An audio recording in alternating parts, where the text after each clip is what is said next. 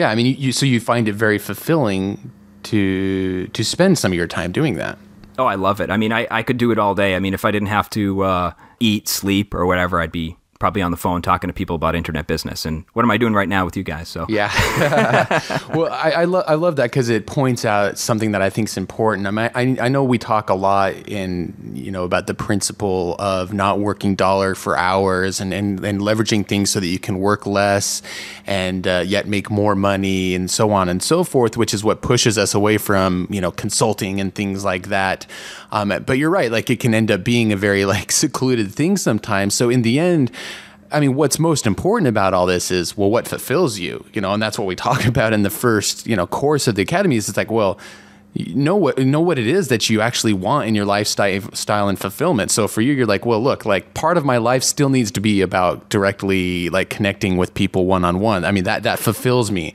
And yeah, that might not be the best thing on paper when it comes to the leveraging of my time, but ultimately what I'm going for here is fulfillment. So yes, I want to spend some of my time doing this. And so making that deliberate decision all goes back to knowing what it is that you want your lifestyle to look like. What are the factors that fulfill you most? And that's why you make that decision, even though it's not the most logical thing when it comes to looking at your profit loss statement or whatever. No, you're absolutely right. It's not a financial decision. It's a fulfillment decision. And it has to make sense financially, but it is by and far a fulfillment decision to begin with. And once I think, getting back to, when you want to work on your first project, once you sort of, I guess, not to belabor the phrase, but once you knock one out of the park and you're making money and you're doing okay and you've got all your bases covered and you've got some free time, then you can start to think about some more other options that you could take. And I mean, that's where I'm kind of going down the road with this new thing. Awesome. I love it. That's such a key principle. Well, let's talk about fears. Actually, fears and freedom from fears is something that Sterling and I have been talking a lot about lately because, clearly freedom is a theme of starting your own business. People want to have more time to spend in the ways they want, more time with their family, more time away from doing things for other people rather than doing things that they want. But, finding that freedom inevitably leads to facing fears, whatever those fears may be, fears of maybe not feeling as secure, fears of failing, whatever. They're all a little bit different, but there's a lot of common ones that we all run into in internet business. What are maybe one or two fears that you've had to face along the way and how you overcame them in this process for yourself? Sure. I had started with a list before I quit my job. I made a very long list of the things I liked about my job and the things I didn't like. And I made a third list of the things I'm afraid to do. And this actually came a little bit out of the 4-hour work week. I think there were some similar exercises of, try to imagine what the worst thing is and play that out. And I think you have to be, again, sort of going back, I think you have to be skeptical of your own feelings and just be as, break it out and be analytical about it. Make your list. And so, I had listed things like, I will not make enough money to pay my mortgage. I won't be able to, I'll lose my car. I won't have enough money to pay for the things that I have today, let alone the things I'll have later. I will not be able to ever get a job again. These are some legitimate things that I think a lot of people worry about. Yeah. If they imagine their career and, they imagine if they had a gap on their resume, what that would say about them. And they sort of burn their safety net of being able to go back to a job.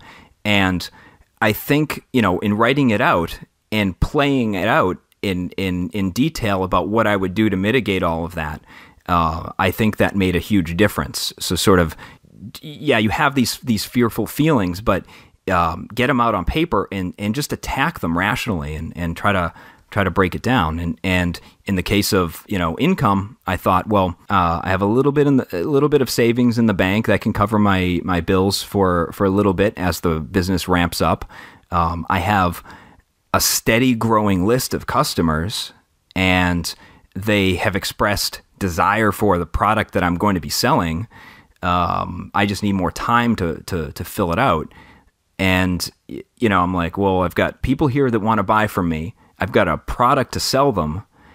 And there was this fear about, whether or not it's rational to cut my income doesn't make sense, because there is demand and there is, a good product to offer.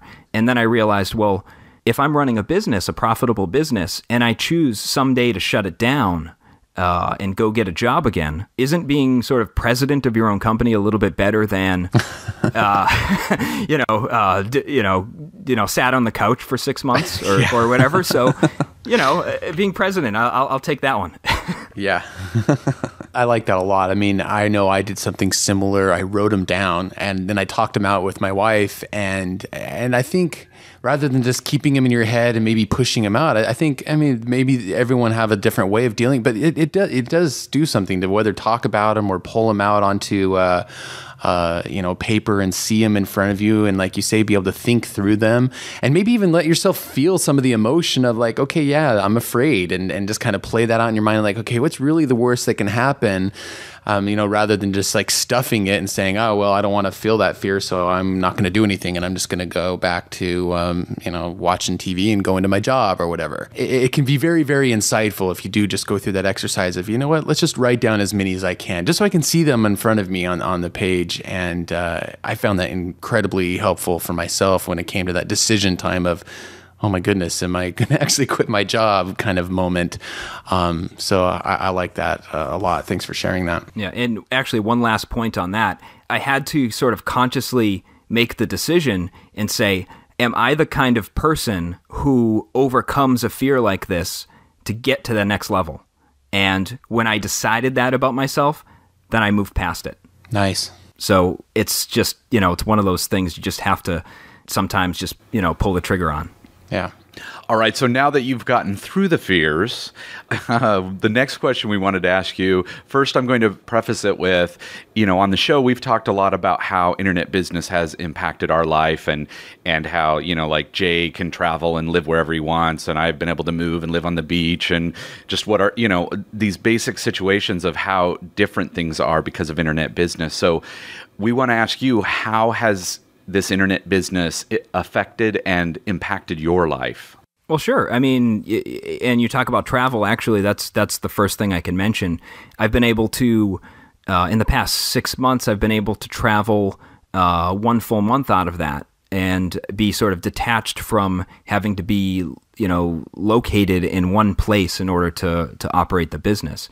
And be in setting up, an automated business that requires occasional, email type, interaction or customer service stuff. I was able to just basically detach myself from where I am, and I can spend a month out of 6 traveling very easily.